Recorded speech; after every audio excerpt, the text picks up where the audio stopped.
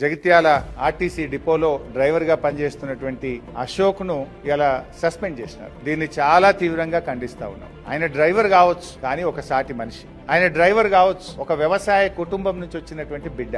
ఒక వ్యవసాయ కుటుంబం నుంచి వచ్చినటువంటి బిడ్డగా ఇలా రాష్ట్రంలో రైతులు బాధపడుతున్నటువంటి విషయాన్ని దృష్టిలో పెట్టుకొని ఆయన ఒక మాట మాట్లాడారు.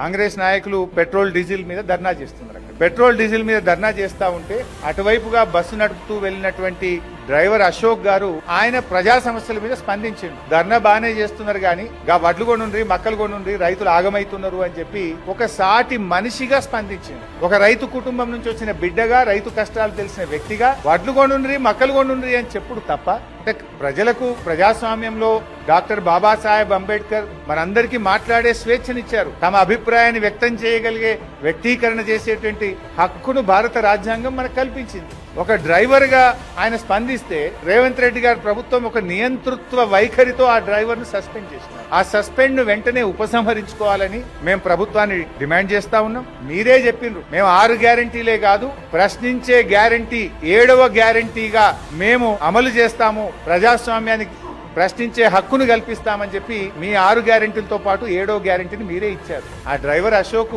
మీరిచ్చిన 7వ గ్యారెంటీ అడిగిండు తప్ప వేరే ఏమి అడగలేదు. సో వెంటనే ఆ డ్రైవర్ గారి మీద, అశోక్ గారి మీద పెట్టిన సస్పెన్షన్ ను ఎత్తివేయాలని చెప్పి మేము కోరుతా ఉన్నాం. ఆయన ఏ రాజకీయ పార్టీకి సంబంధించిన వ్యక్తి కాదు. ఆయన బీఆర్ఎస్ కాదు, బీజేపీ కాదు, కాంగ్రెస్ కాదు. ఆయన ఒక డ్రైవర్, ఒక రైతు బిడ్డగా తన అభిప్రాయాన్ని చెప్పింది కానీ అంత మాత్రాన మమ్మల్ని ప్రశ్నిస్తే మీ మీద వేటు వేస్తామనేటువంటి నియంతృత్వ ధోరణి విడనాడాలని, అశోక్ డ్రైవర్ పై పెట్టిన సస్పెన్షన్ వెంటనే ఎత్తివేయాలని చెప్పి మేము డిమాండ్ చేస్తున్నాం. ఒకవేళ ప్రభుత్వం దిగి రాకపోతే అశోక్ కుటుంబానికి బీఆర్ఎస్ పార్టీ అండగా ఉంటది. న్యాయ పోరాటానికైనా, ప్రత్యక్ష పోరాటానికైనా బీఆర్ఎస్ ఆయనకు న్యాయం జరిగేదాకా ఆయన వెంట ఉండి పోరాటం